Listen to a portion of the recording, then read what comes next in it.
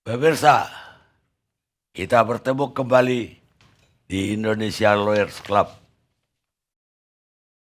Malam ini kita akan membahas kejengkelan Ibu Mega.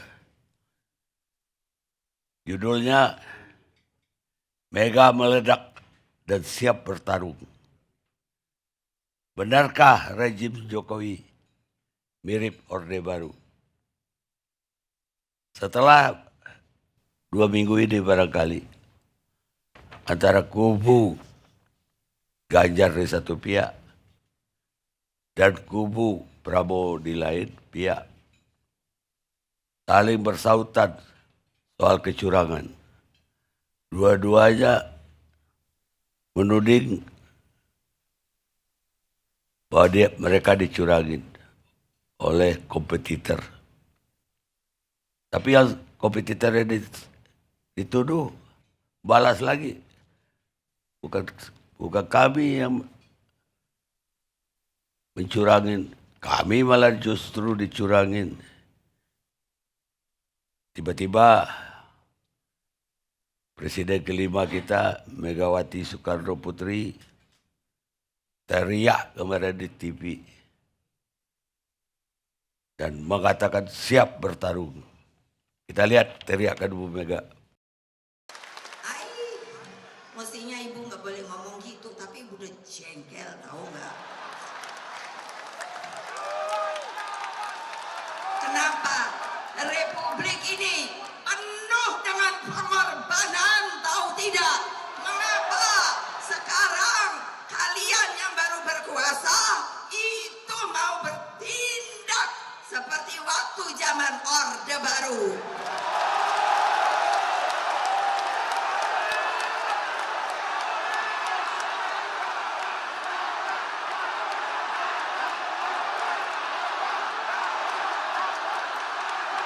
Berani tidak? Berani tidak?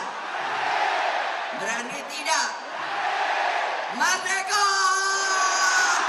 Merdeka! Merdeka! Menang Ganjar Mahfud! Satu putaran!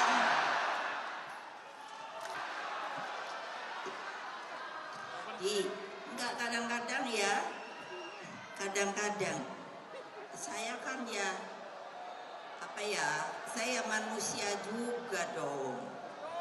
Nah, tapi kan bayangkan, lo kok saya kayak nggak dihormati ya? Lo kenapa? Lo saya jelek-jelek ya pernah presiden lo. Ya, itulah kemarahan Ibu Mega. Saya belum pernah melihat Ibu Mega marah seperti ini. Dan sekarang kita lihat tanggapan terhadap kemarahan Bu Mega. Kami menghormati Ibu Megawati ya, dan memahami apa yang beliau sampaikan dalam pidato sebagai nasihat seorang tokoh bangsa kepada seluruh elemen bangsa, bahwa ketika kita berkuasa janganlah kita berbuat sewenang-wenang dan jangan menggunakan kekuasaan untuk menguntungkan kelompok kita sendiri. Hari-hari ini kita juga banyak ditanyakan oleh masyarakat soal fakta integritas PJ Bupati di Sorong, kemudian juga ada dugaan ketidaknetralan PJ Bupati di Cilacap, Jawa Tengah dengan program Kancing Merah, lalu ada juga di Majalengka ya, ketidaknetralan. Kita berharap ya benar-benar semua aparatur negara bisa bersikap netral dengan kita mempedomani apa yang disampaikan oleh Ibu Mega. Jadi kekuasaan itu adalah sesuatu yang harus kita raih dengan cara-cara yang terhormat. Ya, karena beliau kan pelaku sejarah, beliau merasakan pahitnya Orde. Beliau adalah petarung. Jadi kalau bicara Bu Mega Presiden kelima ya, terlepas dari statement Bu Mega hari ini, kami sepakat Bu Mega ini petarung. Kita tahu Pak Jokowi bisa menang di Solo, menang di Jakarta, jadi presiden, berkat Bu Mega dan PDIP. Jadi tidak ada yang bilang Bu Mega bukan petarung, sehingga ini yang perlu saya tekankan kembali kepada semua pihak, mari kita hormati semuanya, kita hormati pula setiap kandidat, kita hormati Bapak Presiden Jokowi, termasuk kita juga menghormati Bu Megawati. Tapi intinya saya setuju, kita menghormati Bu Mega, dan negara ini demokratis, semuanya bisa berbicara, aspirasi, menyampaikan ekspresi, tapi kami pastikan tidak hilang seperti zaman Orba gitu. Jauh, jauh Mbak Putri. Jadi jangan loncat gitu loh. Ya mungkin ada yang kurang, dibilang di sini susah berekspresi, toh juga Presiden memberikan amnesti kepada Pak Saiful Mahdi di Aceh, dosen yang jadi korban UITE. UITE kita dorong restoratif justice gitu. Ya itulah yang sedang terjadi. Kita selalu mengoreksikan di saat negara-negara lain ada kecenderungan democratic backsliding, kecenderungan ke arah otoritarian, kita multipartai pemilunya, pesta demokrasi, happy. Marilah kita bersenang-senang, mau pemilu begini, ciptakan yang fun. Mudah-mudahan sehat walafiat kita semua. Kira-kira begitu Bapak dari kami. Berkaitan dengan statement bahwa kekuasaan hari ini itu dibentuk oleh Ibu Megawati sendiri selama 10 tahun, karena Pak Jokowi itu pada pemilu presiden tahun 2014 diusung oleh PDIP dan diusung oleh Pak Jokowi dan didukung rame-rame, termasuk kami juga mendukung. Dan pada tahun 2019 juga didukung oleh PDIP. Kemudian dikatakan mirip seperti Orde Baru. Saya katakan yang Orde Baru itu siapa, dan ciri-ciri Orde Baru dan tanda-tanda Orde Baru itu apa. Tanda-tanda Orde Baru itu adalah manakala terjadi sentralisasi kekuasaan di tangan satu partai. Dulu zaman Orde Baru kekuasaan itu hanya satu partai. Sekarang apakah ciri-ciri itu ada dalam diri Pak Jokowi? Tidak ada. Kekuasaan ini terdesentralisasi ke berbagai partai.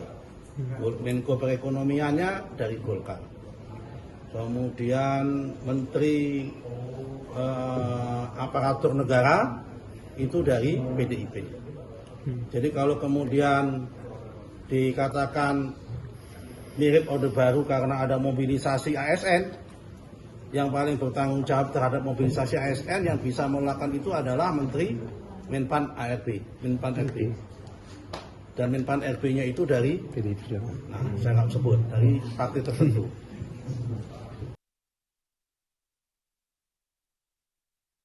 Pemirsa, kita udah lihat reaksi terhadap pidato Bu Mega. Saya heran juga dari kubu Prabowo tadi, Habibur Rahman, komentarnya seolah-olah Ibu Mega ngasih kuliah. Jadi kalau berkuasa harus begini. Bukan menuding rejim yang sekarang. Padahal jelas sekali ya dituding siapa. Walaupun gak sebut nama. Mirip dengan Orde Baru. Saya mau tanya, sejawat saya zaman reformasi Pandana Baban, apa memang sudah mirip Orde Baru Jokowi ini? Kalau lihat tanda-tandanya yang dikatakan Ibu Mega, dan kita 7 tahun loh menjelang 98, 99 bersama maksud saya. Jadi kita tiap hari ngulas Orde Baru waktu itu. Jadi gini Bung Karni, ini terlampau jauh ditafsirkan pemahaman yang dikatakan Orde Baru tadi sampai ke cerita yang dikatakan Nusron itu. Yang menjadi inti keinginan dan maksud daripada Ibu Mega mengingatkan peristiwa Mahkamah Konstitusi itu brutal. Itu seperti Orde Baru, diinjak-injak institusi hukum. Gitu loh. Itu sebenarnya warning, apa yang dimaksudkan oleh Ibu Mega itu mengingatkan. Gitu loh. Bisa bayangkan nggak Mahkamah Konstitusi bisa diperlakukan seperti itu? Bisa diatur sedemikian rupa. Bisa dipengaruhi sesukanya untuk maksud-maksud tertentu karena ada kepentingan tertentu. Itu dulu, bukan cerita kemudian Orde Baru ditafsirkan, apakah sekarang sentralisasi kekuasaan ada? Apakah ini begini dan segala macam? Bukan itu. Saya pikir Mega berkewajiban sebagai ibu yang punya pengalaman politik memberikan kepada bangsa ini warning, mengingatkan. 2 minggu sebelum ini beliau juga ngomong masalah Mahkamah Konstitusi. Itu loh. Jadi ini dulu. Inilah yang terus terang mengingatkan menjadi satu peringatan keras. Loh, kok gaya-gaya Orde Baru nih? Nggak menghargai hukum, menginjak-injak hukum, institusi yang begitu tinggi dan mulia. Kemudian ketuanya harus dicopot dengan pelanggaran etik berat. Gitu loh. Itu dulu. Jadi tidak melebar ke sana kemari. Ada lagi pertanyaan yang siapa yang dimaksud yang berkuasa? Kan dulu PDI Perjuangan juga berkuasa. Udah sekarang udah macam-macam tafsir. Gitu loh. Jadi dilihatlah itu dulu pada proporsinya. Apa yang dimaksud oleh Ibu Mega itu. Itu aja Pak Karni. Apa iya itu aja? Bukankah Ibu Mega juga menyoroti adanya tekanan terhadap partainya sekarang ini? Loh, kalau itu semua kita sudah lihat apa yang terjadi di Karanganyar, apa yang terjadi guru-guru, kepala-kepala desa, apa yang terjadi dengan pengerahan kepala desa dan sebagainya.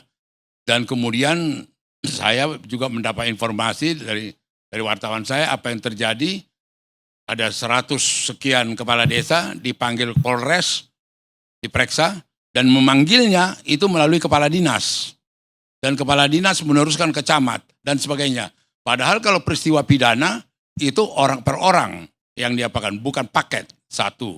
Kedua, Jaksa Agung tanggal 11 November yang lalu sudah membuat satu pernyataan di depan Komisi 3 DPR. Bahwa semua perkara-perkara yang berkaitan dengan para pelaku dan sebagainya yang ada hubungannya dengan pemilu itu semua ditunda.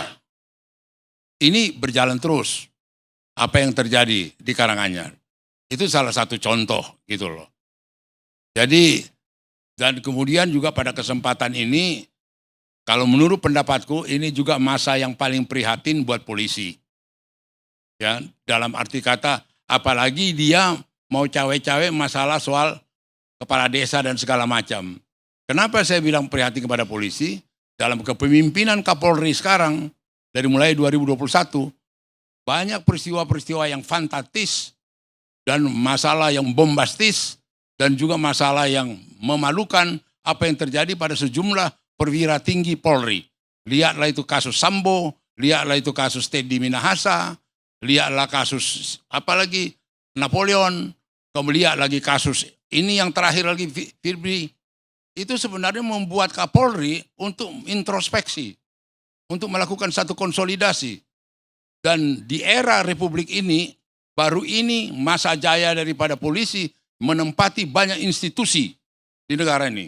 Di Kumham itu ada 2, ada 3. Di Kelautan ada, di Mendagri ada 3. Belum lagi Kepala BIN, belum lagi macam-macam. Polisi.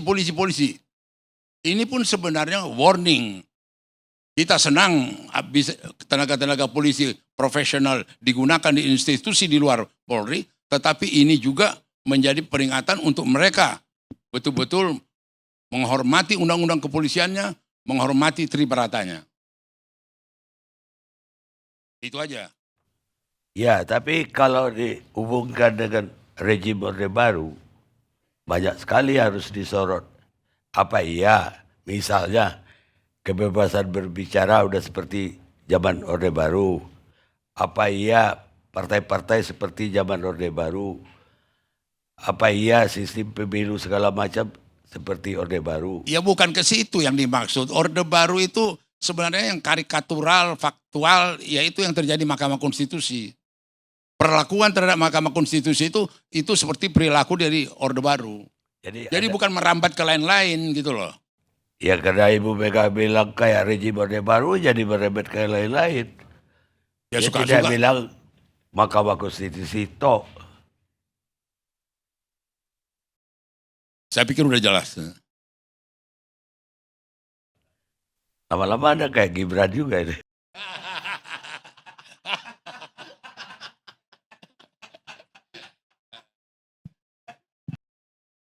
Baik, karena rekan saya ini udah kehabisan peluru, sekarang Andre Rosiade. Tapi jangan puja-puji Prabowo lagi lah. Prabowo alhamdulillah sudah unggul dan insya Allah Prabowo Gibran menang 1 putaran. Amin.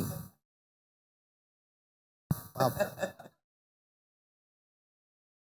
Pak Karni, terima kasih atas waktu dan kesempatan. Assalamualaikum warahmatullahi wabarakatuh. Saya menarik ya, hari ini Om Panda tanggal 29 November. Hari ini nih, besok siaran kita kan keluar nih. Ini Mahkamah Konstitusi melalui keputusan 141 menolak gugatan judicial review atas putusan MK 90 terkait usia capres dan cawapres. Dengan ditolaknya permohonan tersebut, maka ya tentu pencalonan Mas Gibran telah utuh mendapat legitimasi publik pasca berbagai isu miring yang terjadi yang disampaikan oleh Om Panda tadi, Opung Panda. Kenapa? Karena ternyata Om Karni, Pak Karni, Pak Datuk Karni, MK nyatanya mempertahankan pendiriannya pada putusan 90 yang sebelumnya disebut cacat moral dan etik meski tanpa kehadiran Anwar Usman. Jadi hari ini ada putusan 141 ya yang menjawab soal putusan nomor 90 dan sidang MK itu tidak ada Uncle Usman, paman Anwar Usman. Faktanya MK mempertahankan putusan nomor 90. Jadi itu ya kalau bicara MK. Lalu yang kedua, kami sangat menghormati Ibu Megawati. Ya, TKN Pak Prabowo dan Mas Gibran sangat menghormati Ibu Megawati. Kami anggap sekali lagi pernyataan Ibu Megawati ini nasihat. Nasihat kepada kita semua. Ya, siapapun yang memegang kekuasaan, baik yang di pusat sampai ke daerah, jangan sampai menggunakan kekuasaan untuk kepentingan kelompoknya. Ya, apalagi melanggar prinsip-prinsip demokrasi. Itu yang kedua. Yang ketiga, Opung, sesuai yang disampaikan Opung tadi betul. Bahwa kalau itu dikaitkan ke Pak Jokowi terlalu jauh tafsirnya. Kenapa? Karena Ibu Mega juga tidak menyebut nama Pak Jokowi. Dan yang paling penting, Opung Panda pun mentafsirkan hal yang sama dengan saya. Itu tidak menyerang pemerintah Pak Jokowi. Yang keempat, kalau kita ya menyatakan saat ini kondisi sudah sama dengan kondisi Orde Baru, saya terus terang tidak sependapat. Kenapa? Yang pertama, saat ini sudah terjadi reformasi kekuasaan. Kekuasaan tidak lagi sentralistik ya di satu orang atau satu kelompok saja. Bahkan masa jabatan pejabat publik itu sudah diatur secara jelas di undang-undang. Itu yang pertama. Yang kedua, ya, yang disebutkan Om Karni tadi, Pak Datuk Karni, sekarang itu ada kebebasan pers dan kebebasan berekspresi. Ya, media massa, pers begitu bebas mengkritik pemerintah. Bahkan di forum ILC ini kita sering kok ya melihat bagaimana pemerintah dikritik habis-habisan. Dan itu jelas menunjukkan bahwa sejak zaman era reformasi sampai ke sekarang ya media bebas memberitakan apapun tanpa perlu ada tekanan dan intimidasi dari penguasa. Termasuk kebebasan berekspresi bagi masyarakat. Kita lihat di media sosial. Begitu rame mengkritik pemerintah, bahkan mohon maaf seperti pendukungnya Mas Ganjar, Denny Siregar, Eko Kuntadi. Itu kadang kejamnya di media sosial. Tapi kan aman-aman saja. Itu menunjukkan apa? Kebebasan pers dan kebebasan berekspresi itu dijamin oleh negara. Yang berbeda dengan zaman Orde Baru. Yang ketiga, Opung, ya, soal pemilu, Opung. Sekarang pemilu tuh jurdil dan luber. Pengawasan pemilu, Pak Mardhani Alisera ini, Komisi 2, ada Komisi 2 yang mengawasi, ada KPU yang mengawasi, ada Bawaslu yang mengawasi, kepolisian, kejaksaan, sentra Gakumdu, gitu loh. Bahkan seluruh partai-partai itu bebas menempatkan saksi-saksinya di TPS, saksi kecamatan, saksi kota kabupaten, saksi ke provinsi gitu loh. Bahkan kita punya handphone, apapun bisa diviralkan zaman sekarang. Kalau ada kecurangan-kecurangan, makanya kayak ada video ASN di Boyolali ya yang diduga dimobilisasi untuk mendukung pasangan Ganjar gitu. Kan terbongkar karena viralnya media sosial. Lalu misalnya contoh dugaan yang sudah diputus oleh Bawaslu, Bupati Majalengka, Ketua PDIP DPC Majalengka kan diputus oleh Bawaslu. Karena apa? Karena pengawasan media sosial. Gitu. Bahkan kita dipertontonkan juga yaitu dugaan fakta integritas antara PJ Bupati Sorong dengan Kabinda Papua Barat. Jadi apapun bisa ya diawasi oleh masyarakat. Itulah kebebasan pers dan kebebasan berekspresi. Lalu juga bagaimana kita melihat sekarang kebebasan dari kelompok masyarakat sipil. Opung bayangkan organisasi non pemerintah, LSM itu begitu berani sekarang mengkritik, mengawasi pemerintah tanpa perlu takut direpresi seperti zaman Orde Baru gitu loh. Bahkan sekarang ada yang namanya otonomi daerah. Otonomi bagaimana kekuasaan didesentralisasi, kekuasaan didistribusikan dan sumber daya didistribusikan ke daerah. Lalu juga peradilan kita. Kalau zaman dulu mana mungkin menteri-menteri disidang, diputus korupsi. Zaman sekarang bagaimana sistem peradilan kita begitu independen, bagaimana kasus-kasus korupsi yang melanda petinggi-petinggi negara bisa dihukum. Ya, meskipun dekat dengan pemerintah. Gitu loh. Lalu juga kita lihat kebebasan masyarakat untuk berpolitik. Orang bebas berkumpul, bersarikat, bahkan mendirikan partai politik. Siapapun bebas, partai politik begitu banyak untuk bisa dimunculkan. Terakhir, sekarang itu hak azazi dijaga betul. Tidak mungkin pemerintah gampang mengintimidasi orang, menekan-nekan orang kalau dasar hukumnya tidak jelas. Inilah menjadi framework dari pemerintah Pak Jokowi sekarang. Jadi saya terus terang tidak sepakat kalau seakan-akan pemerintah saat ini ya dipersepsikan seperti Orde Baru. Dan kita juga jangan lupa Om Karni.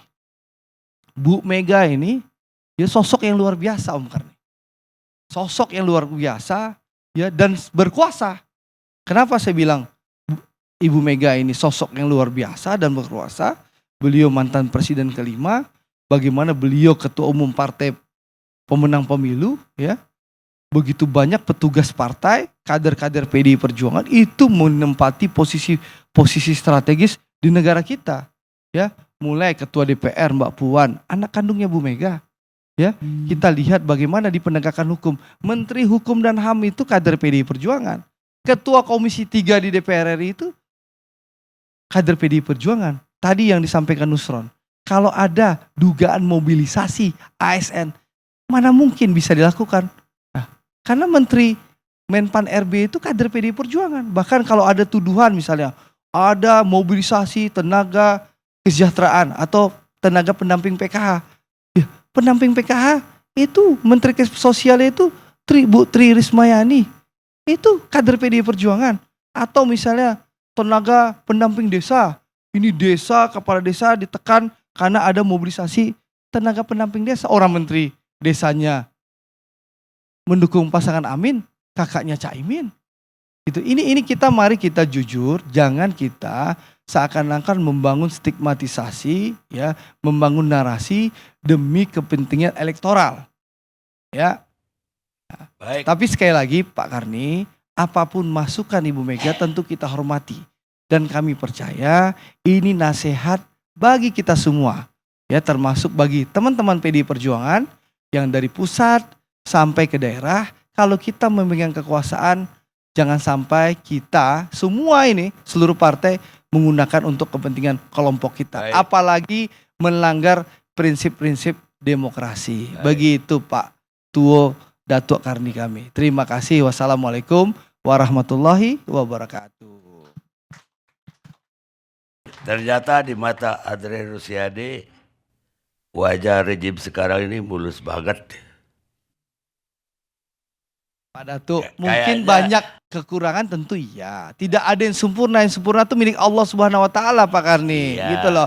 Tapi saya tidak sepakat kalau rezim Pak Jokowi ini dianggap atau dipersepsikan sama dengan rezim Orde Baru Itu yang saya gitu. mau bahas Itu tadi. narasi sesat dan menyesatkan gitu loh. Jadi Bu Mega menyesatkan. Tapi kan tadi saya sudah bilang, Pak Karni salah tafsir. Bu Mega tidak pernah menyebut nama Pak Jokowi. Apa Gitu itu loh. bukan berarti Jokowi.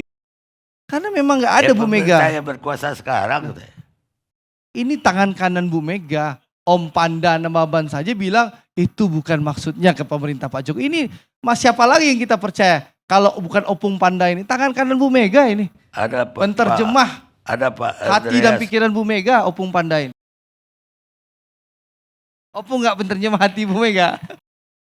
Ada jawaban untuk dia. Dramatisasi tadi itu. Berapa? Coba Jadi- Opung, jadi- apa yang jadi- drama Opung? Coba jelaskan dikit Opung. Terlampau jauh apa yang dimaksud Mega dengan Orde Baru itu tidak seperti cerita panjang itu gitu loh. Simple aja. Satu. Kemudian soal MK.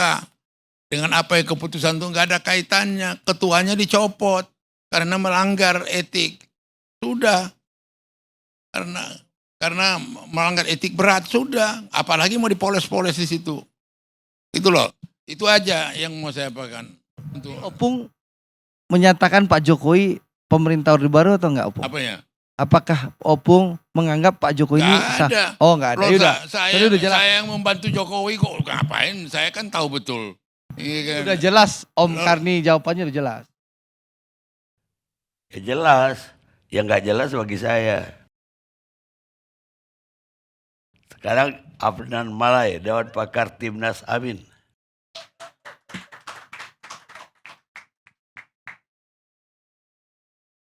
Saya ini juniornya Bang Panda di partai PDI Perjuangan. Jadi sebelum acara ini saya masuk ke sana. Oh di mana rupanya?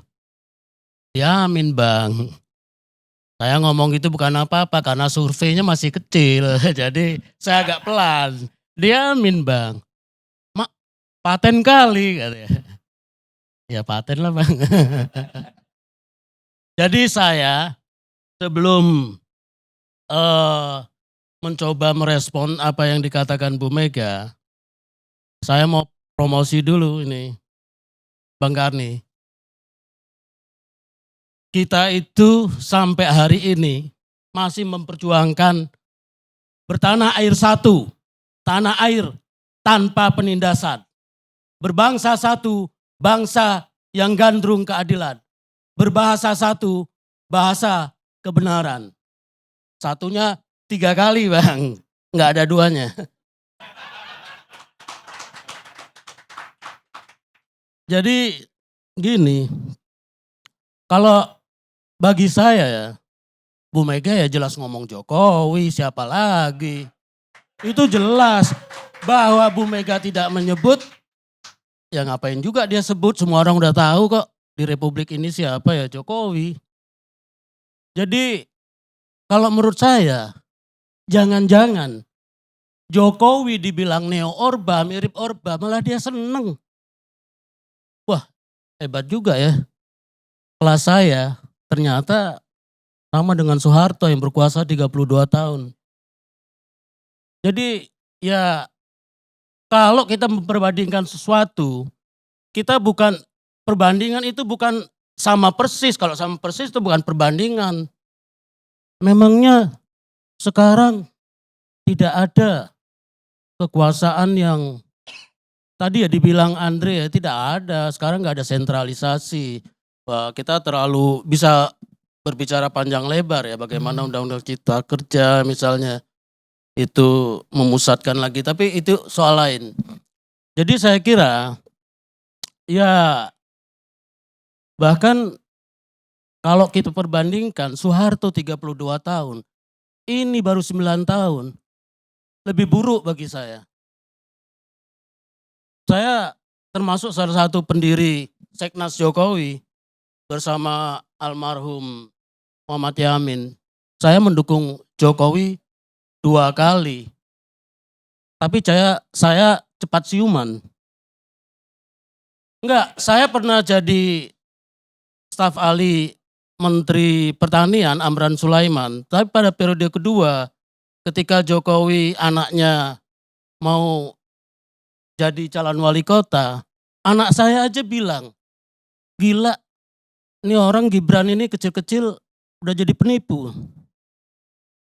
Kan tadinya jual martabak apa ya. Kenapa jadi penipu? Ya masih muda. Kalau sudah tua kayak ayah ya boleh lah tipu-tipu sedikit gitu ya Bang Panda ya. Tapi bukan apa-apa. Kenapa orang kecewa sama Jokowi? Karena Jokowi ini harapan. Orang bilang semua juga anaknya, bininya, tantenya. Kalau kita bilang nepotis ya.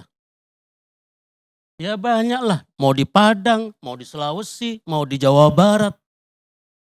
Tapi orang ketika mereka melakukan itu orang ya misalnya Bu Mega ya, Puan ya kalau mau dia ya dipaksa-paksakan tapi enggak. Nah, apakah Jokowi yang merupakan harapan baru 2014 itu ternyata sama aja kelasnya sama kelas menteri, kelas bupati, kelas wali kota. Jadi kalau yang lain rusak, boleh dong presiden yang satu ini juga rusak.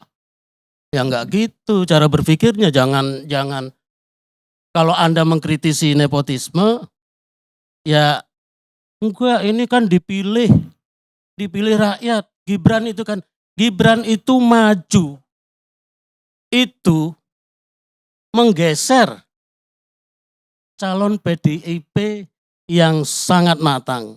Jadi saya kira jangan terlalu naif atau pura-pura naif lah kayak Andre ini. Ya politisi itu ya nggak senaif gitu juga gitu loh. Terus dibilang tadi Bang Panda menyinggung polisi. Saya tertarik ini kan ada jaga pemilu, kawal pemilu. Itu kan biasanya di akhir. Ya ada prosesnya tapi sekarang ini yang perlu kita galakkan juga sebagai gerakan, jaga polisi, jaga tentara, jaga kepala desa. Di Jawa udah biasa sih, kalau zaman Orde Baru itu ya, karena kita kan bolak-balik ngomong Orde Baru, nggak taunya dibilang Orde Baru malah bangga. Di Jawa ada pemilihan kepala desa namanya lurah. Di Republik ini juga ada yang disebut sekarang Pak Lurah. Jadi ada lurah cilik, ada lurah gede. Kalau di Jawa itu setiap kali pemilihan lurah atau zaman Soeharto juga terjadi orang berani bersuara tapi ditekan. Jomanut lurahe, jomanut lurahe. Jadi sekarang kita jangan manut sama lurah yang gede maupun lurah yang kecil. Jadi menurut saya udahlah. Saya dengan Bu Mega ini ya sangat appreciate. Satu-satunya ketua partai yang menolak Jokowi 3 periode, ya Bu Mega. Inkonstitusional. Dan itu benar. Saya belajar hukum. Jadi yang saya bacakan tadi, bertanah air satu tuh. Ya biar Andre ini juga tahu. Itu saya yang menciptakan. Jadi saya dulu pernah ditanya teman-teman ketika saya periode 1 Jokowi yang masih imut itu, yang masih polos itu ketika periode 2 saya di grup-grup WA sering mengkritik. Dibilang orang, loh jadi lu bikin sumpah mahasiswa dulu untuk siapa? Untuk Soeharto. Sekarang kayaknya juga untuk Jokowi bisa itu, masih relevan itu. Jadi sudahlah, kalau saya sih bukan soal mirip Orde Baru atau tidak, karena seperti saya omongkan tadi, barangkali Jokowi bahagia disebut sebagai neo Orba. Tapi yang penting itu, Jokowi ini kan orang baik. Ternyata tidak. Jokowi ini orang halus. Ternyata tidak. Jokowi ini sopan. Enggak, melasuk-melasuk dia, nabrak-nabrak konstitusi. Loh, banyak sekarang yang mengecam itu. Jadi kita jangan pura-pura. Ini persoalan bangsa loh. Di masyarakat kita itu sekarang itu sangat naif ya. Lu bahasa Jawanya, lu Mary, kamu cemburu. Ya enggak lah, saya kok cemburu sama presiden. Ya enggak mungkin. Jadi maksud saya Bang, banyak sekali persoalan-persoalan bangsa itu dipersonalisasi. Jadi negara, jadi kita membicarakan bangsa ini, akhirnya kita membicarakan keluarga. Tapi yang personal itu diinstitusionalisasi. Nah, menurut saya kritik Bu Mega itu bukan sekedar nasihat, ini juga dilarikan ke soal personalisasi. Lah itu kan orang tua, ibu, wajar dia menasehati petugasnya dulu. Dan sekarang banyak. Saya mau menyebut salah satu partai karena nggak hadir. Ya gimana ya, dibilang Jokowi ini lurus lah, Jokowi ini.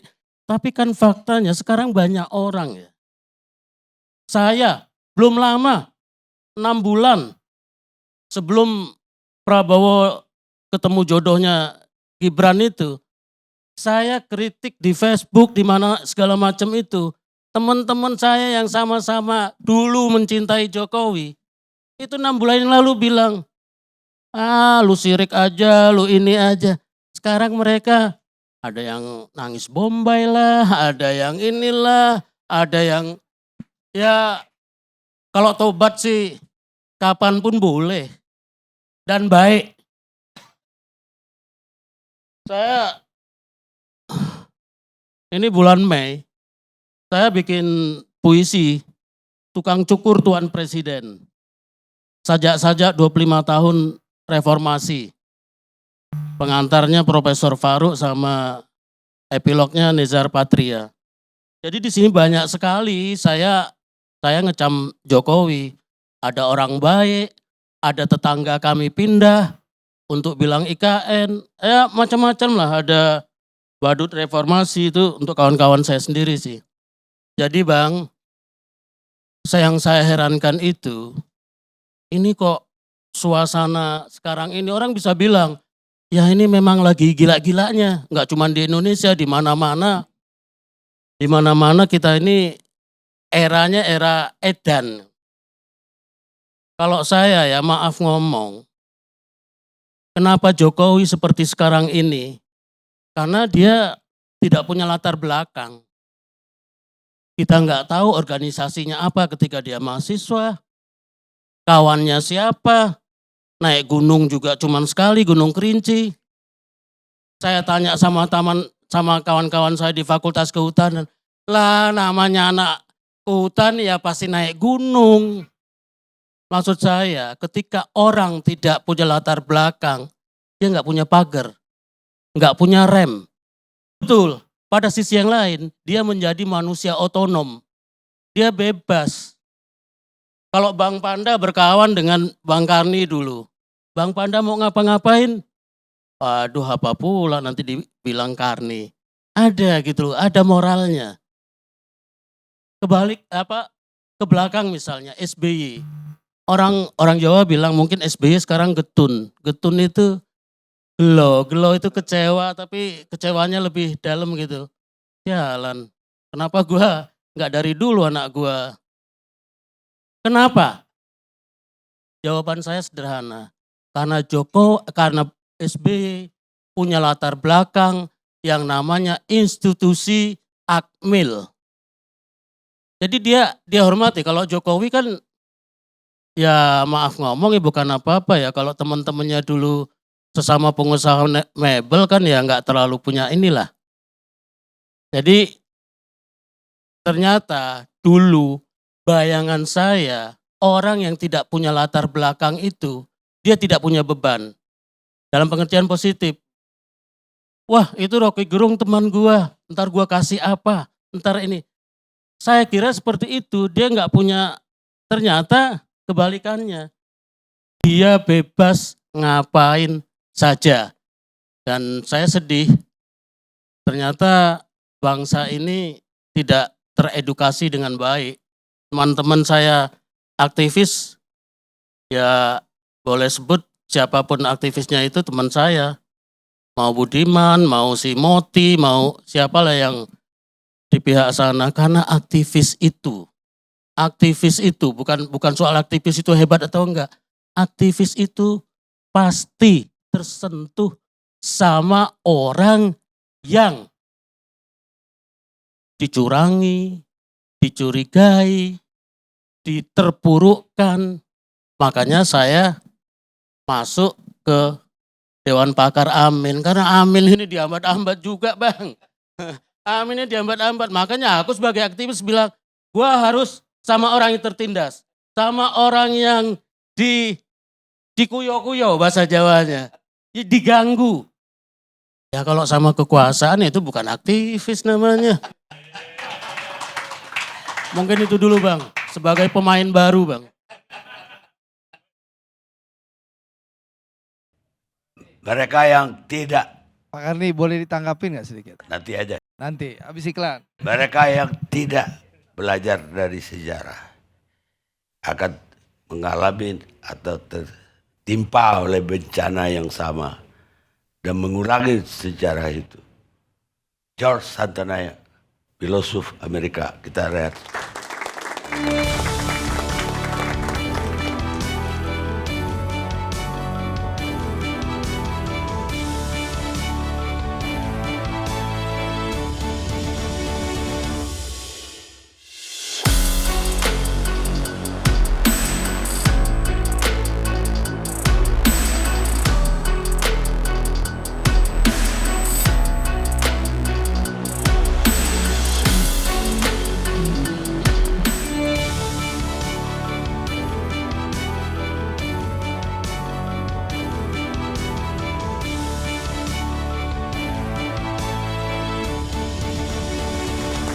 Pemirsa, kita lanjutkan diskusi kita.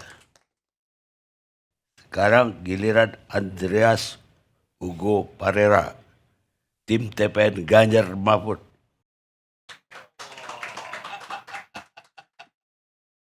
Ngeri kali Bang, TPN. Mulai dari mana nih Bang? Dari pertengahan tadi. Oke, baik. Tadi aku ada satu ungkapan dari Bang Adnan ini yang aku terkesan betul gitu. Kata dia, untung udah siuman dia katanya. Yang aku pengen tahu kapan itu siuman itu. Kapan Bang? Iya, waktu awang siuman itu kapan? Ya sebetulnya kita kan tahu kita milih Jokowi ini kan karena kita tidak ingin Prabowo yang berkuasa.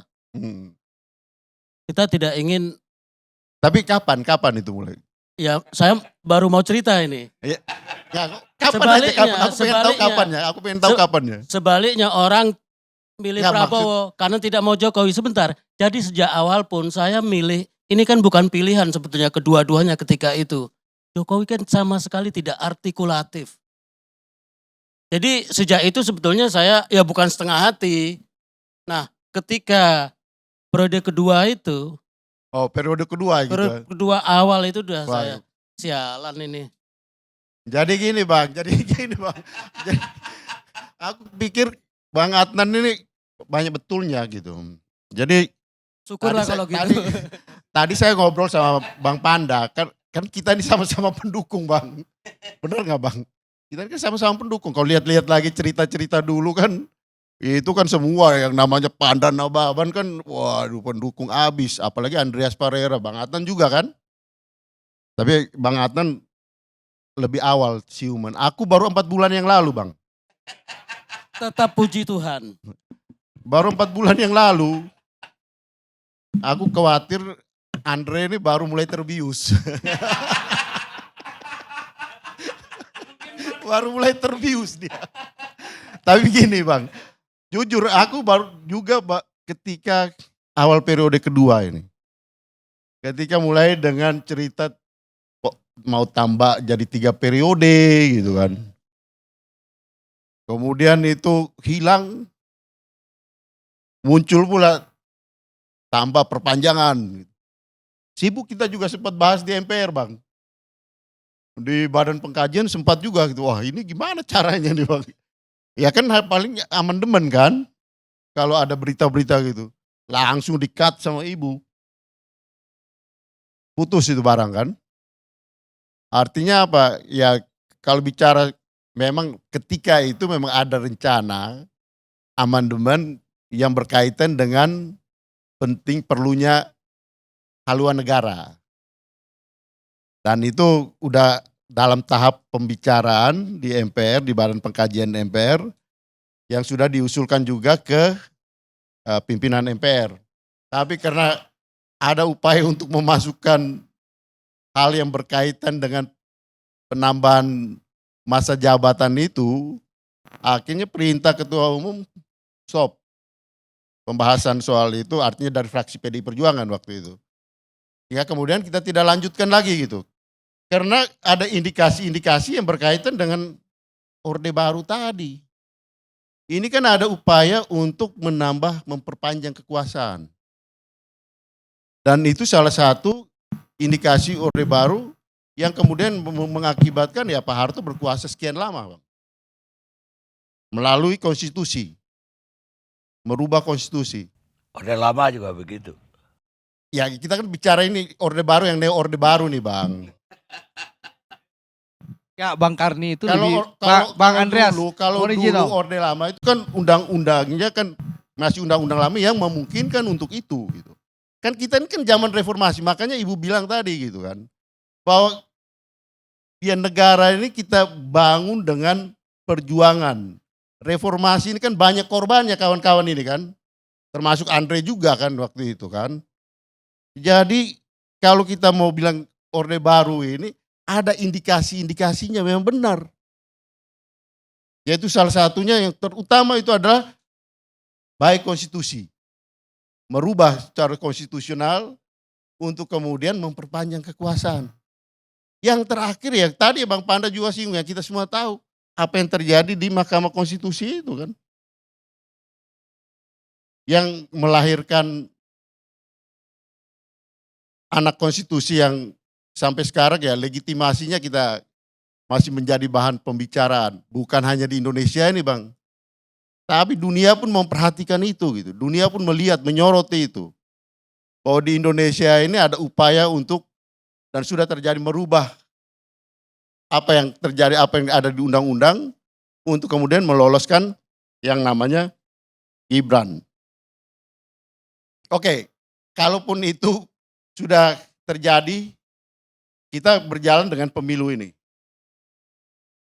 Dan pemilu ini tentu kita harapkan berjalan secara demokratis Bang, pasti.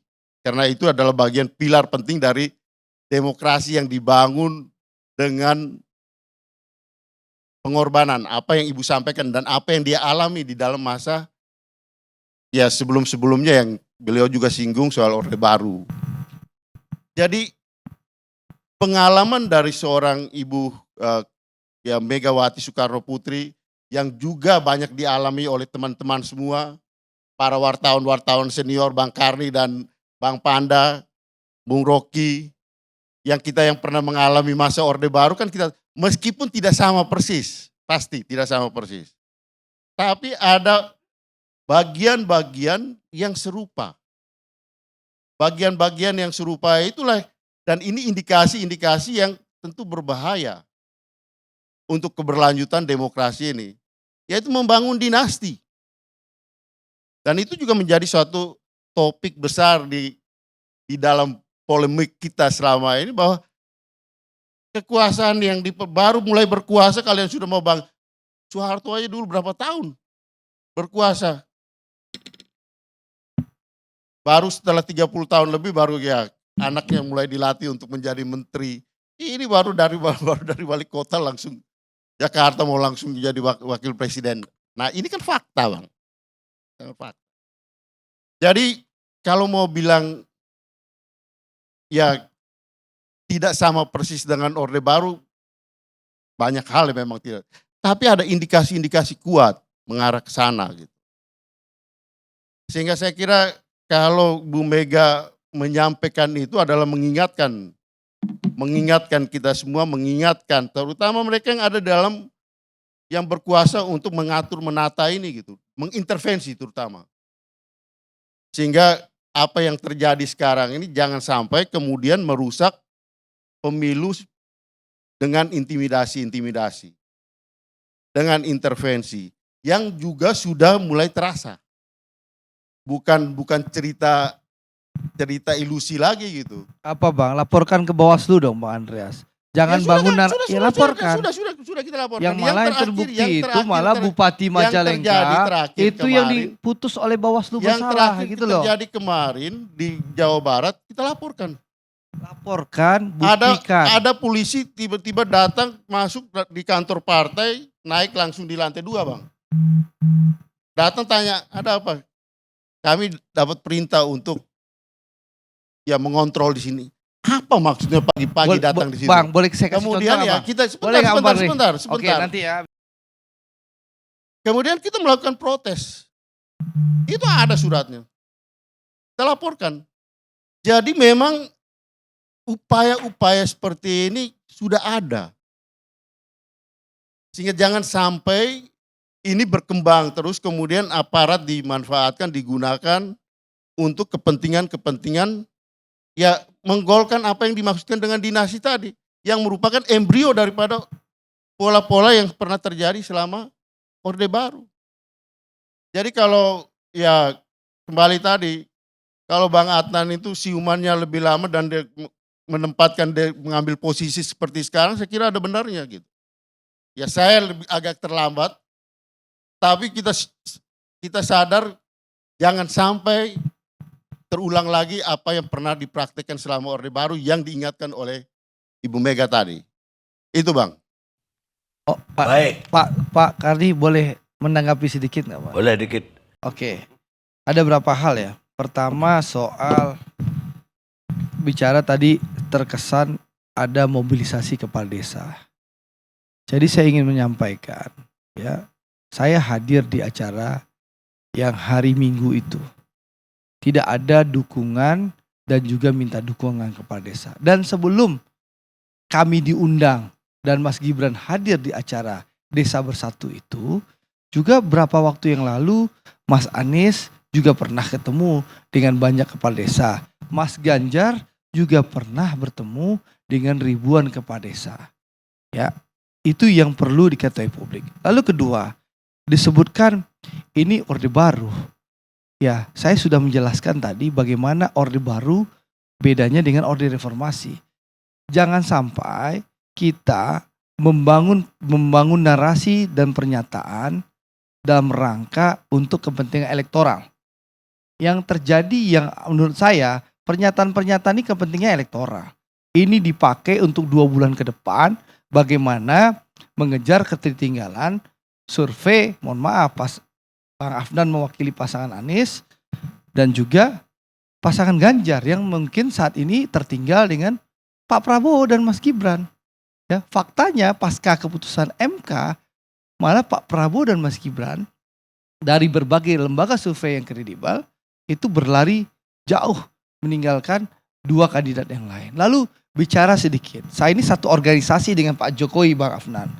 Ya kami enggak elok juga Bang Afnan bilang Pak Jokowi organisasinya nggak jelas. Kami ini bersama Pak Jokowi di Himpunan Pengusaha Muda Indonesia. Yang punya TV One ini Abu Rizal Bakri itu ketua umum HIPMI, sama dengan Pak Jokowi. Organisasi yang sama. Itu organisasi Sebentar, Bang. profit, organisasi. Sebentar, Bang. Saya bicara itu organisasi, Bang. golek duit. Bang, apapun itu organisasi, jangan Abang melecehkan. Ya, apapun. Saya nggak melecehkan. Jadi sebentar, Bang. Surya Paloh, ketua umum Nasdem yang mencalonkan Mas Anies Baswedan, itu juga dari organisasi yang sama, Himpunan Pengusaha Muda HIPMI. Wah, Gitu loh. HIPMI itu udah cari duit, Loh. udah beda itu. Nah, ini saya memberikan Itu namanya Bang. pitih.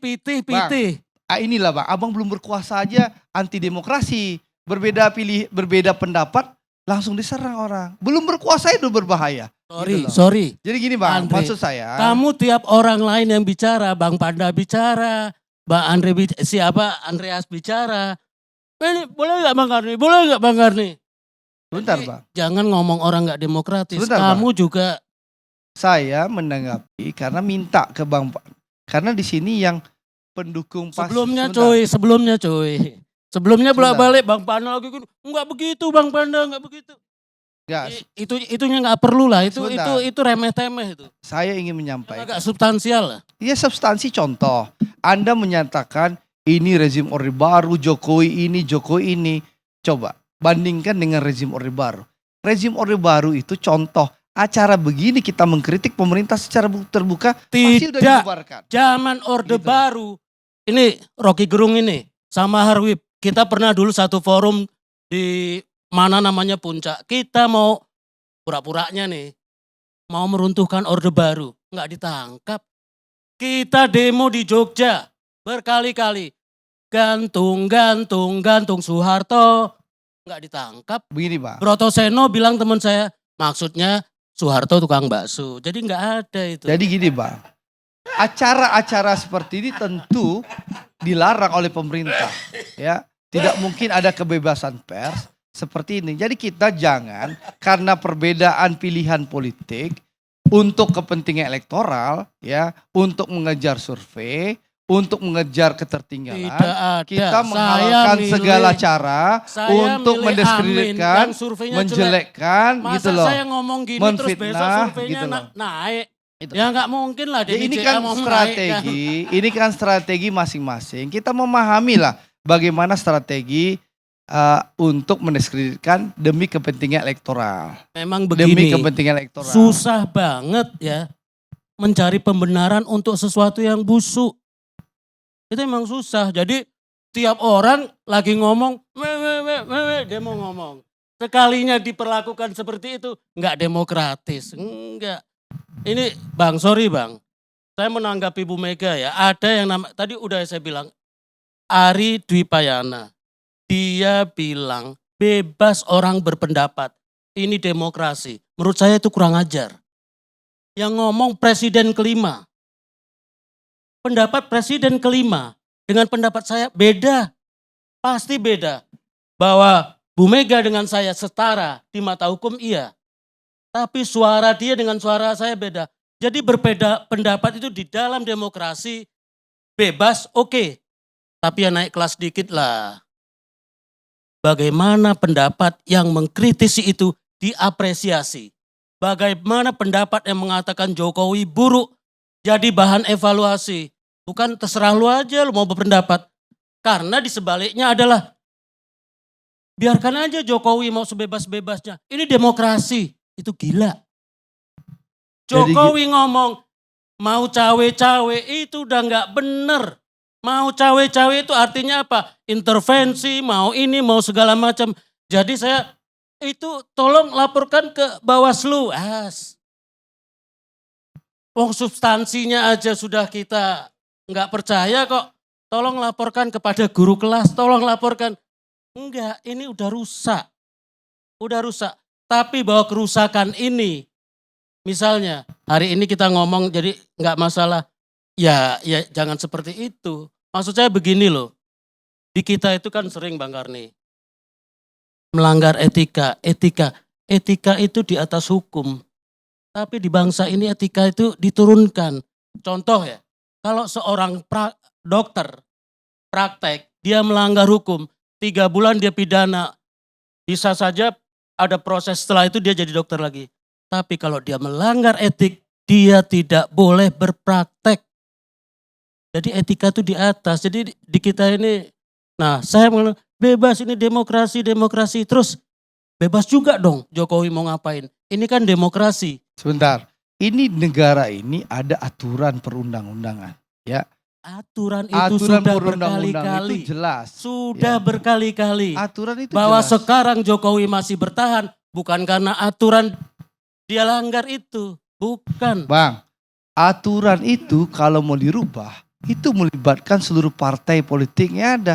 Nah, Abang tahu partai penguasa di DPR itu namanya PDI Perjuangan, Bang.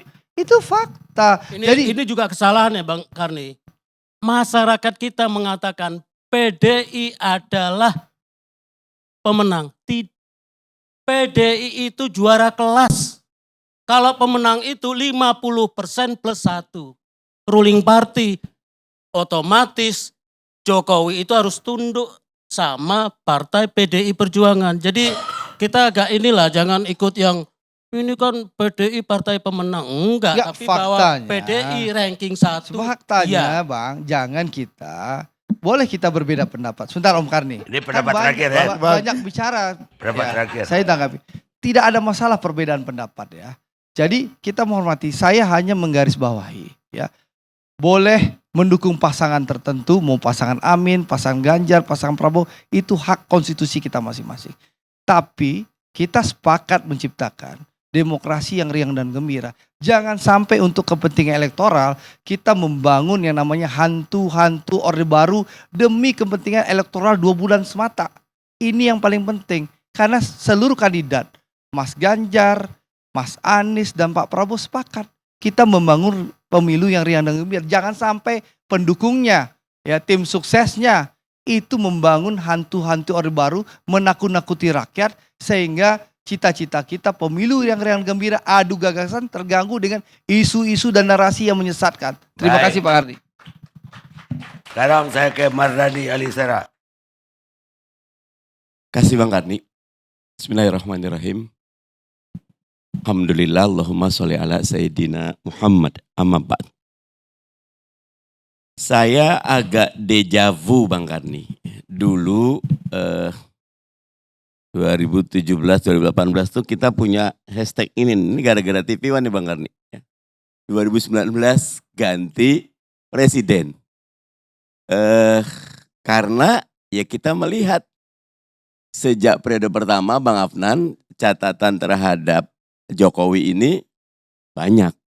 Dan karena itu kami di PKS konstan dan tegas selalu menjadi oposisi Bang Karni. Ya.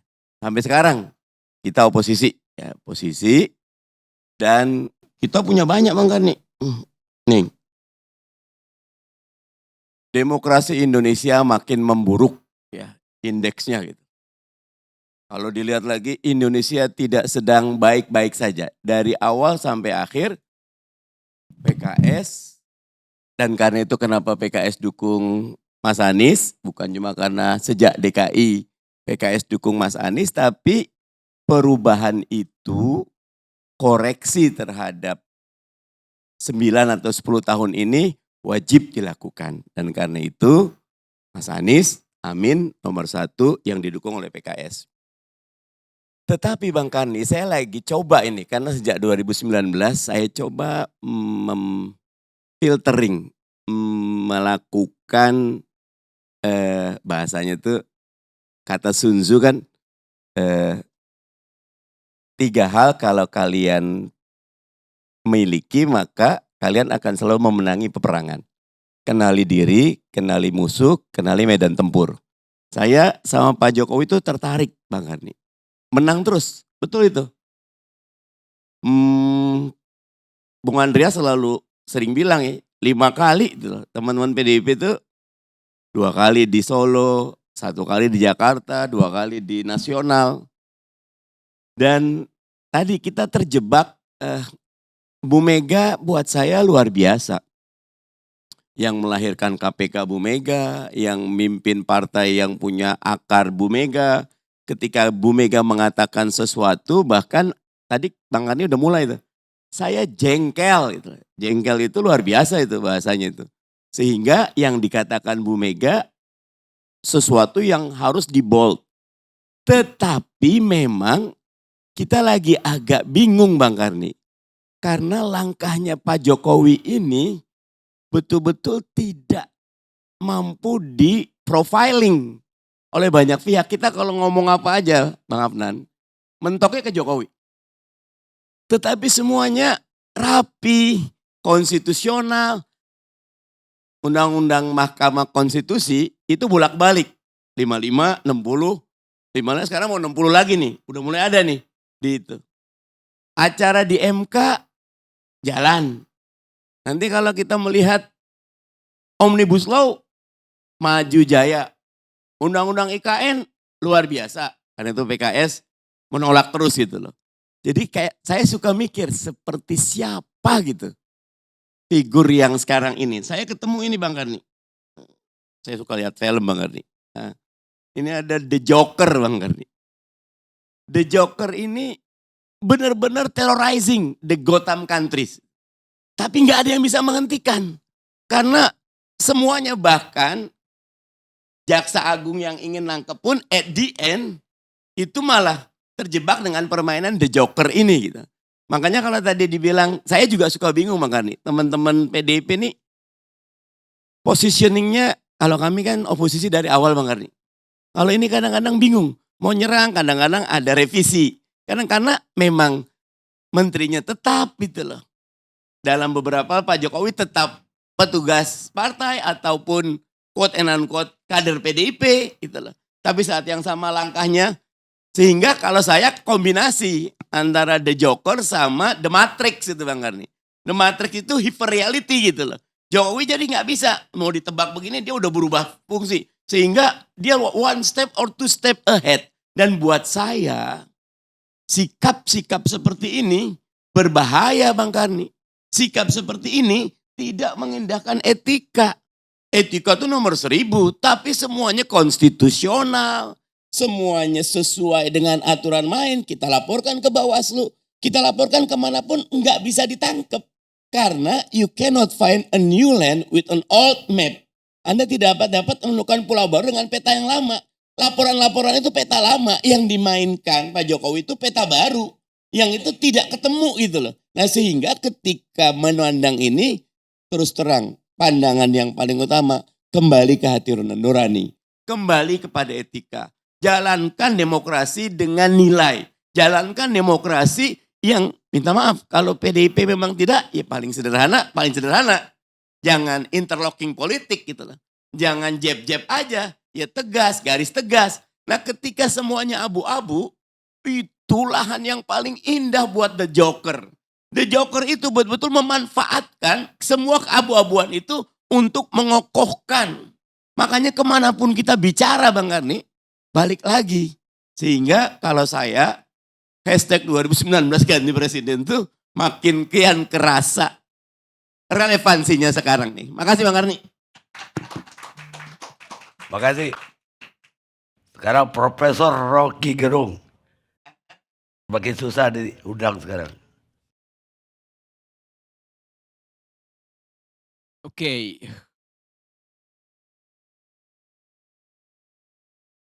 Coba saya cari cara ya. Andre pernah nggak mengalami peristiwa mendebarkan di zaman Orde Baru? Apa aja?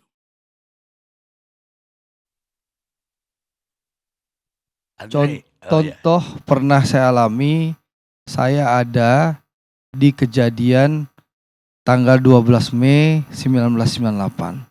Kami, saya dan ribuan teman-teman mahasiswa Trisakti waktu itu dikejar, ditembaki sampai ke kampus, ya, sampai di dalam kampus pun kami masih dihujani tembakan 2 jam, sehingga ada puluhan yang luka dan 4 saudara kami meninggal dunia menjadi pahlawan reformasi. Itu salah satu yang saya alami Bang. Makanya waktu itu Bang Panda, Opung Panda itu pernah menjadi ketua pansus Trisakti Semanggi 1 dan Semanggi 2. Termasuk kejadian Semanggi 1, saya juga hadir waktu itu kita berdemonstrasi dari lapangan Tugu Proklamasi jalan kaki dan kita mengalami bentrok dengan aparat waktu itu. Jadi ada Bang, kita alami. Tapi kalau Semanggi 1 itu sudah bukan Orde Baru lagi. Waktu itu presiden sudah berganti. Seperti itu Bang Rocky. Oke. Jadi orang itu dia ingat apa yang dia alami secara real. Oke. Tapi kalau saya ceritakan sesuatu yang tidak kamu alami, kamu hanya bisa bayangkan. Setiap minggu saya di LBH dulu. Penasehat politik Buyung Nasution. Setiap kali kita diskusi, datang polisi dari Kramat 5, dulu polisi dan tentara masih sama, Kremlin kita sebut. Dia masuk ke ruang diskusi, ada Malik. Dia naik di atas meja dan dia bilang, demi undang-undang saya bubarkan diskusi ini. Orde Baru pakai demi undang-undang. Dia sah bubarin itu. Undang-undangnya subversif memang. Tapi dia pakai undang-undang. Kalau sekarang rektornya ditelepon, jangan terima Rocky Gerung untuk diskusi itu. Anda lihat. Jadi kalau Anda bilang Jokowi merawat demokrasi, Jokowi tiba ketika Indonesia udah demokratis, Saudara Andre. Jokowi nggak ada di mana-mana ketika Anda di Uber-Uber itu. Jadi bagaimana mungkin Anda bilang Jokowi sedang merawat demokrasi? Dia memberantakkan demokrasi, itu intinya. Coba. Ada pepatah bilang begini. We choose joy and sorrow long before we experience them. Kita memilih kegembiraan atau kesusahan jauh sebelum kita mengalaminya. Kalimat itu, Anda tahu kalimat itu siapa yang ucapkan? Yang ucapkan itu adalah Gibran. Yang nama depannya Kahlil.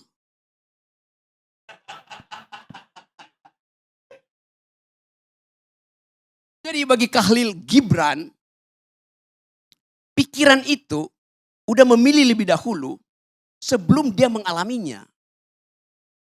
Jokowi di pikirannya sudah memilih jadi otoriter sebelum dia mengalaminya. Sebelum dia menjalankannya. Itu yang namanya authoritarian personality. Ide untuk memperpanjang masa jabatan itu adalah authoritarian personality. Ide untuk menambah masa jabatan itu adalah ide authoritarian personality. Ide untuk menjadikan Gibran calon wakil presiden itu adalah authoritarian personality. Dia udah memilih sebelum dia lakukan bahkan. Begitu cara melihat otoritarianisme, Saudara Andre. Jadi kalau Anda sebut-sebut dari awal bahwa ya ini ya Jokowi ya demokratis. Lo otaknya itu dari awal otoritarian. Itu dasarnya. Hitler menyembunyikan kebengisannya sebelum jadi pemimpin. Hitler dipilih secara demokratis. Itu pentingnya belajar sejarah, Saudara Andre itu. Pengetahuan Anda kurang sekali soal demokrasi itu. Iya, saya mau terangkan itu. Jadi hentikan segala macam cawek-cawekmu itu. Akan kelihatan Anda dungu kelihatannya tuh. Serius saya katakan itu. Ini akan pengaruhi. Kalau Anda masih begini terus saya kampanye di wilayah Anda di Padang itu. Jangan pilih Andre. Karena dia tidak setajam pikiran Sultan Syahrir. Tidak setajam pikiran Natsir. Tidak setajam pikiran Buya Hamka. Itu masalahnya. Saya lanjut sedikit ya. Ya tapi you gak ngerti itu isi demokrasi itu. Itu soalnya. Oke. Coba kita lanjut sedikit. Memang Indonesia gak ada dinasti. Karena semuanya dipilih. Oh iya. Dinasti itu darahnya biru. Yang sekarang bukan dinasti. Karena darahnya kotor. Kotoran itu ada di pikiran Pak Jokowi dari awal. Semua yang kita pernah bayangkan itu akhirnya ditemukan faktual oleh majalah Tempo. Semua yang kita janjikan sebagai perubahan dibatalkan oleh gerakan mahasiswa yang dengan satu kalimat kami muak. Anda mau uji dengan apa prinsip kami muak itu? Jadi ini bagian di mana bangsa ini kalau kita sebut apa sebetulnya yang terjadi? This is the beginning of the end. awal dari berakhirnya. Tapi Anda katakan Jokowi masih elektabilitasnya tinggi, Jokowi masih likability-nya 80%. Ya sama kayak Lilin. Lilin itu sebelum dia mati, dia menyala terang itu. Lalu peng, mati coba. Itu poinnya tuh. Jadi saya bukan mau uji, saya mau beritahu bahwa kalau kita sembunyikan soal-soal yang tadi etik itu, kita masuk dalam tukar tambah. Machiavelli bilang begini, kebusukan kekuasaan bukan pada penggunaan fisik kekuasaan, tapi pada pengkhianatan itu. Pada penipuan. Itu semua soft powernya Jokowi. Jokowi nggak datang seperti Soeharto bilang, I'll cover you. Gua gebuk lu. Enggak. Dengan senyap dia lakukan pengkhianatan. Pengkhianatan pada Ibu Mega. Pengkhianatan pada bangsa ini. Pengkhianatan pada emak-emak. Apa kurang kejamnya Jokowi? Dia bikin IKN, dia jual nggak laku ke Cina, dia jual ke Amerika nggak laku, dia jual ke Mesir nggak laku, dia jual ke Malaysia nggak laku, dia jual ke Singapura nggak laku. Lalu akhirnya dia paksa oligarki itu untuk nyumbang di depan. Kurang cukup. Dia suruh APBN pindahkan 20, 30, 40% ke IKN.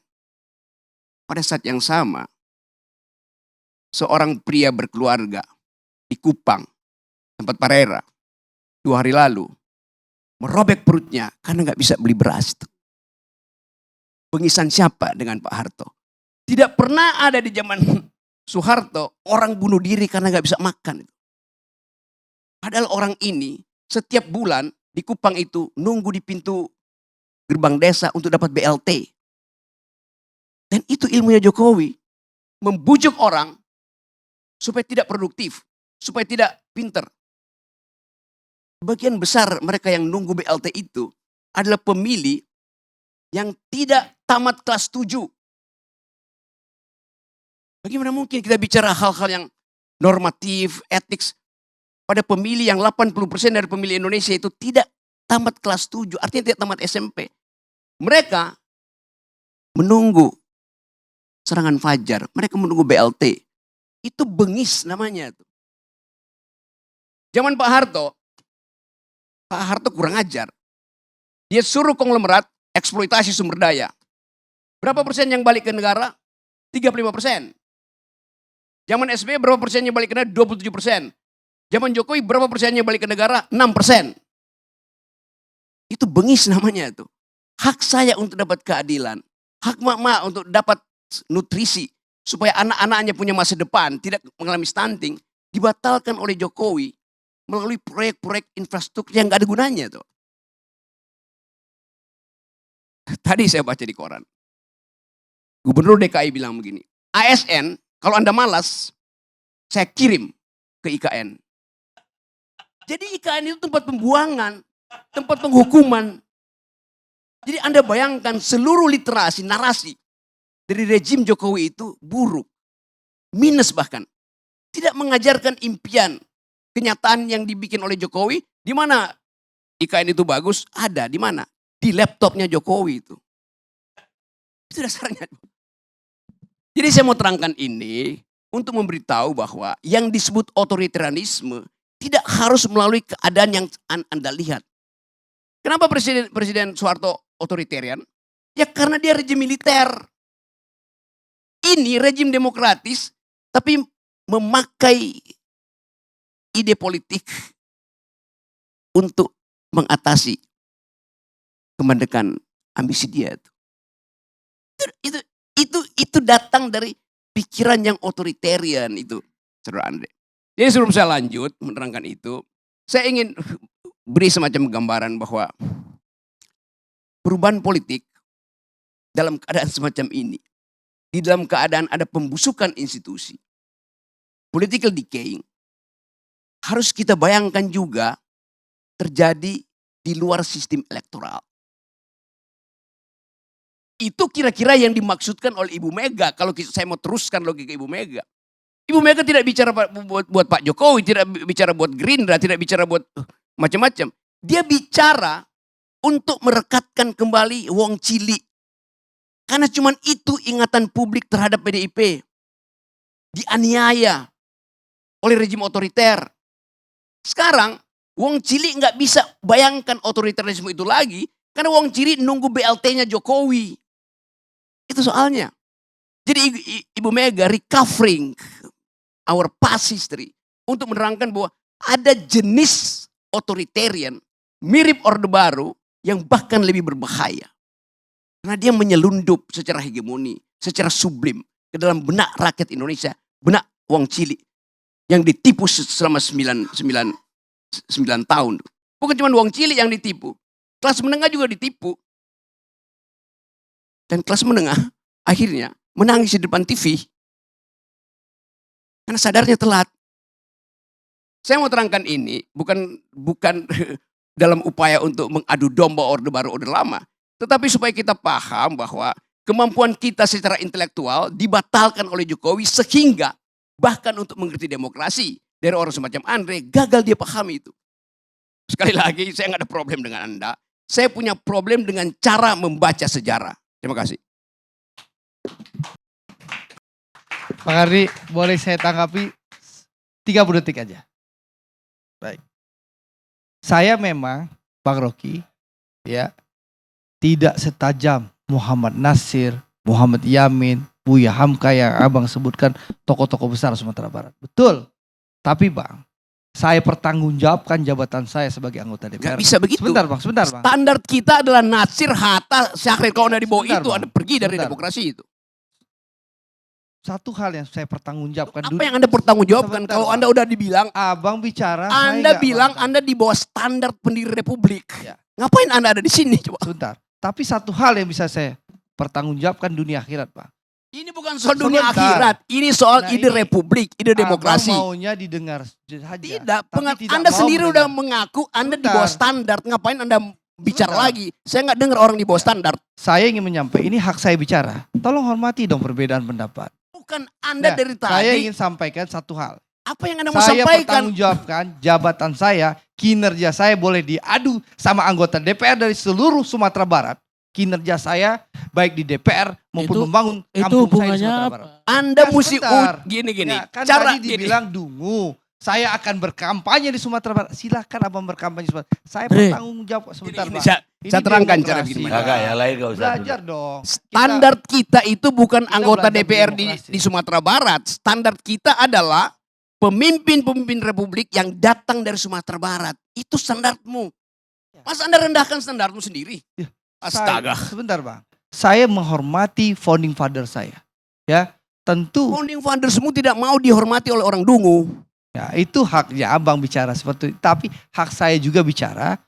Saya bisa pertanggungjawabkan dunia akhirat kinerja saya membangun Sumatera Barat maupun kinerja saya Baik. di DPR bisa diadu oleh 13 anggota DPR RI yang lain asal Sumatera Barat. Baik. Saya siap diadu Baik. kinerjanya. Ini artinya dia mau apple to apple. Antara apel sehat yaitu pendiri bangsa ini dan apel busuk yang dia pegang sekarang. Baik. Ngelantur, ngebacot. Tapi faktanya kerja-kerja saya jauh bermanfaat untuk kepentingan bangsa dan negara. Dan saya menyelamatkan ratusan triliun aset negara. Pemirsa, kita tidak bisa melupakan sejarah. Karena pemerintah yang terbaik sekalipun, kalau terlalu lama berkuasa, dia akan berubah jadi tirani.